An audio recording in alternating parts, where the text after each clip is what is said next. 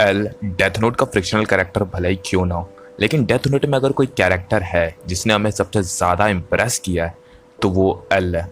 L को mind work करने में मज़ा आता है। उसको देखकर कोई ये नहीं कह सकता that he is number one detective. लेकिन जब वो अपनी थियरी रखता है किसी केस को लेकर तो सुनने वाला हमेशा उसे एडमायर करता है। शायद इसीलिए he is number one detective in the world. I know he die in episode 25, लेकिन उसने हमें इन 25 एपिसोड में ही लाइफ के कुछ ऐसे लेसन सिखाए हैं जिससे हमें सीखने में शायद पूरी लाइफ निकल जाती है। In other word, 5 rule of L. अगर आपने एल को नोटिस किया होगा तो आपने नोटिस किया होगा कि एल इजीली किसी पर भी ट्रस्ट नहीं करता। वो अपना फेस भी तब रिवील किया था जब उसके पास कोई और ऑप्शन नहीं था, और एल ने एंड तक अपने नेम को सीक्रेट रखा था। एल फर्स्ट टाइम अगर किसी से मिलता है तो उसको हमेशा कीरा कंसिडर करता है और हमेशा उसे सस्पेक्ट मानता है, चाहे वो अपना ही क्यों ना हो। हमें भी इसको अपने डेली लाइफ में प्रैक्टिस करना चाहिए। हम सबको अपना सब कुछ ईजिली बता देते हैं, अपने प्लान्स, ग्रोथ, इनकम, सब कुछ, लेकिन हमें किसी पर भी ईजिली ट्रस्ट नहीं करना चाहिए। और अगर एक बार कर लिया तो कभी भी उस पर शक नहीं करना चाहिए। एल को आपने कभी नोटिस किया होगा तो आपने देखा होगा कि एल किसी भी चीज़ को कितने वियर्ड तरीके से पकड़ता है, उसके मोबाइल फ़ोन से लेकर उसके स्पून तक। ऐसा वो इसलिए करता है क्योंकि उसके जो फिंगरप्रिंट है वो जितना कम हो सके उतना कम मिले। और जब भी एल किसी को कॉल करता है तो वो एक ऐसे फ़ोन का यूज़ करता है जिससे उसका लोकेशन ना ट्रेस हो पाए और उसकी वॉइस भी चेंज हो जाए। एल छोटी से छोटी चीज़ में प्रिकॉशन रखता है, हमें भी रखना चाहिए। हम कभी भी प्रिकॉशन नहीं रखते, हम सब चीज़ को सिंपल लेते हैं, सोचते हैं ये चीज़ थोड़ी कुछ कर पाएगी हमारा, और हम उस चीज़ पर कभी प्रिकॉशन लेते ही नहीं। एट द एंड वही चीज़ हमें एंड में हार्म करती है। So just take precaution on even small thing. मैं ये नहीं बोलता एल की तरह हर चीज़ में precaution low, at the and he is an detective, but कुछ चीज़ों में हमें भी प्रिकॉशन लेना चाहिए। एल जिस तरह के अपीयरेंस में रहता है, no one can say that he has this level of intelligence. Hard to believe there are actually people like that. I think I like the little one on the right. What? You're so weird, Kyoko. Look at how he's dressed. Man, these two are total opposites. Yeah. This one looks like a sheltered genius who's been groomed for success his whole life. But the other one, As we embark on this new chapter in our lives, there's something not right about him. He's just freaking weird. This guy must be what they call a mad genius. Coming to the Toho entrance ceremony dressed like that? Unbelievable. Either he's crazy or he's just toying with us. L को देख के कोई ये नहीं कह सकता that he can fight, but जब Light ने अटैक किया एल पर तब एल ने भी फाइट बैक किया with a martial art move which tell us he also know martial art, but he never show that to anyone.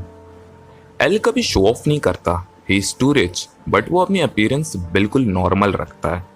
जब वो कॉलेज पहुंचा तो everyone thought he is poor, but जब वो अपनी एक्सपेंसिव कार में बैठा then no one believe that he is rich. What an amazing car. A limousine?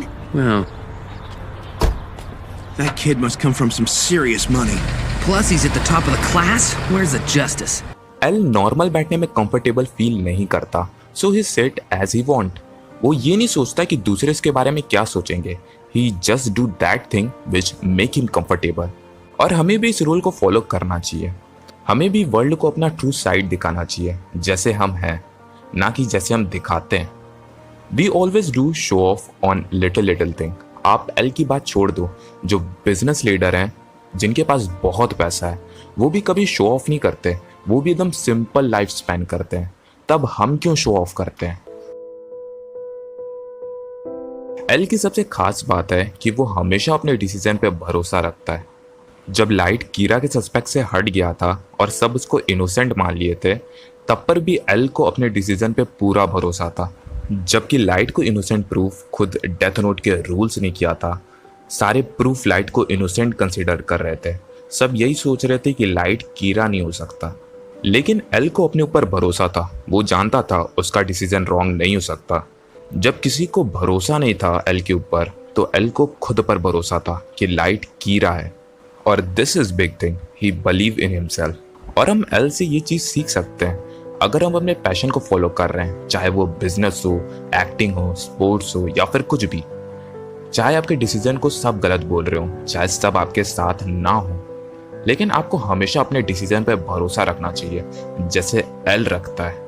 He know that he can't be wrong. और इसी तरह आप भी कुछ करते हो, कोई डिसीजन लेते हो, तो आपको भी अपने डिसीजन पर बिलीव होना चाहिए that you can't be wrong. वो कहते हैं ना, you don't become what you want, you become what you believe.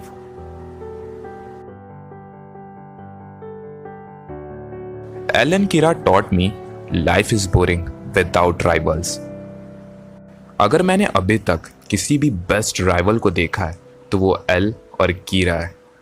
L और कीरा दोनों ही एडमिट करते हैं दैट दे लव राइवल्स। उन्हें चुनौतियाँ पसंद है, उनको माइंड वर्क करना पसंद है, they always want best rival. लेकिन एक चीज़ है जो कीरा और एल में डिफरेंस पैदा करती है, वो है एल की काइंडनेस।